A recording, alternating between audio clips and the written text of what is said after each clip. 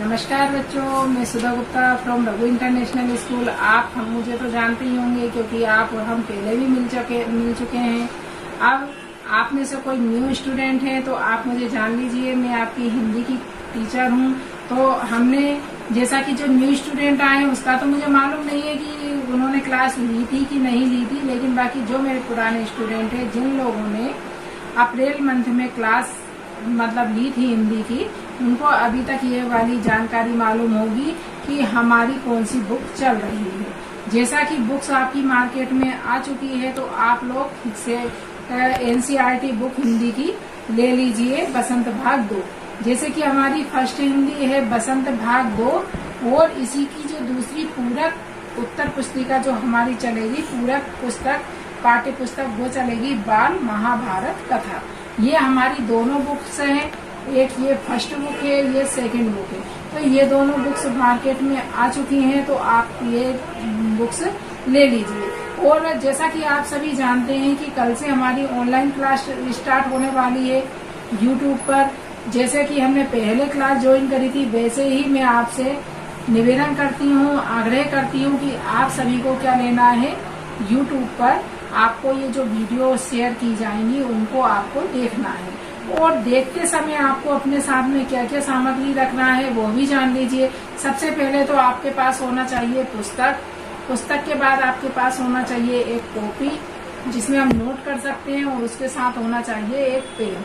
तो ये इतनी आपको मालूम है कि आपको जब किसी भी सब्जेक्ट के लिए आपको वीडियो देखने के लिए बैठना है, उस समय आपके पास ये सामग्री उपलब्ध होना चाहिए। अब चलो हम आगे बढ़ते हैं कि सबसे पहले हमने हमारी जो पुस्तक है बसंत भाग 2, इसमें कुछ हमारी कविताएं हैं, कुछ गद्य खंड है, कुछ कहानियां हैं, कुछ संस्मरण है आदि इसमें है। अब सबसे पहले जो इसमें फर्स्ट चैप्टर है, जैसे आपको मान लो सेकंड जो बुक है हमारी पूरक उत्तर पुस्तिक, पूरक वाली जो पाठ्य पुस्तक है उसके बारे में तो आप जानते ही हैं। महाभारत सबने देखी होगी, महाभारत आप सभी ने देखी होगी, अभी लॉकडाउन में भी आई थी, चल रही है वर्तमान में। और इसके पहले जब लॉकडाउन लगा था तब भी महाभारत का प्रसारण किया गया था सीधा।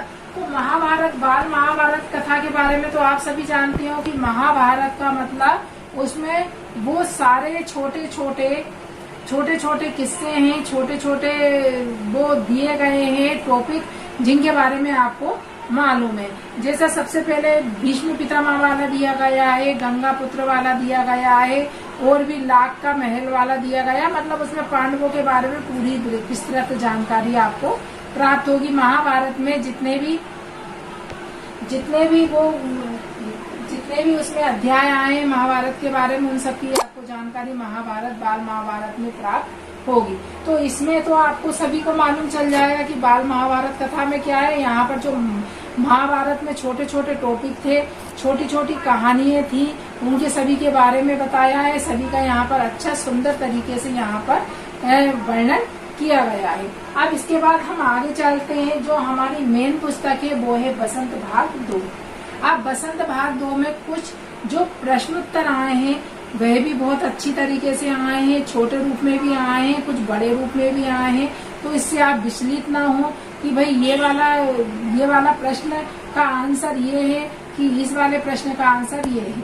छोटा है, अगर कोई प्रश्न आपको बड़ा दिखाई दे रहा है लेकिन उसका आंसर छोटा है तो कोई वो एक तरीके से एक सही उत्तर का दिया गया है। तो इसलिए आप ये बिल्कुल ना सोचे कि प्रश्नोत्तर इसके बड़े हैं या छोटे हैं, ये हम बाद में देखेंगे। अब सबसे पहले जो हमने अप्रैल माह में जो हमने वीडियो भेजी थी आपको यूट्यूब के माध्यम से, वो हमने सबसे पहले जो पार्ट था वो हम पंछी उन्मुक्त गगन के, और सेकंड पार्ट हमारा था दादी माँ का साथ। यह हमारा दादी माँ वाला आया, फर्स्ट सेकंड चैप्टर है, और फर्स्ट चैप्टर जो हमारी कविता है हम पंछी उन्मुक्त गगन के। अब इसके बारे में मैं थोड़ी सी चर्चा कर लेती हूँ कि ये हम पंछी उन्मुक्त गगन के में क्या था।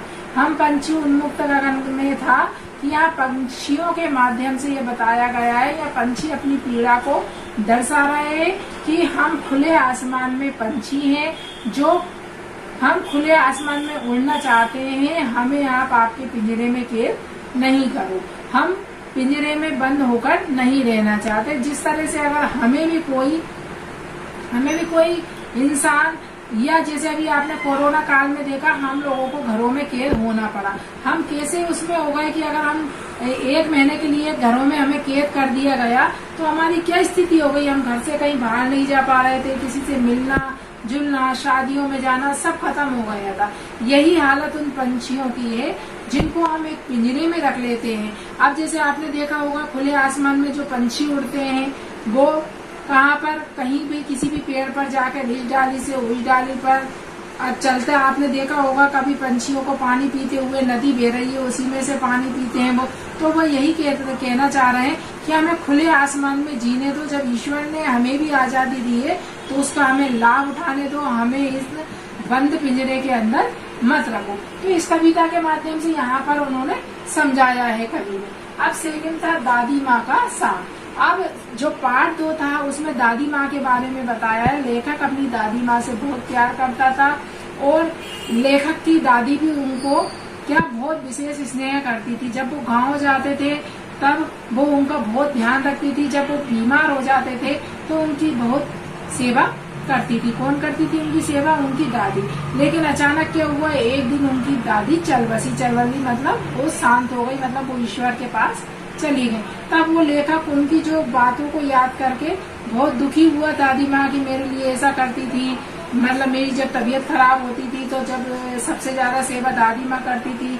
और दादी माँ के हृदय के बारे में उन्होंने जाना कि बहुत परेशानी होने के बावजूद भी वो हमेशा खुश रहती थी। तो इन दोनों पाठों के माध्यम से हमने यही समझाया था। इनके हमने प्रश्नोत्तर भी लिखवाए थे। आप सभी को याद है तो अपनी नोटबुक उठाकर देखना कि आपने वो प्रश्नोत्तर नोट किए या नहीं।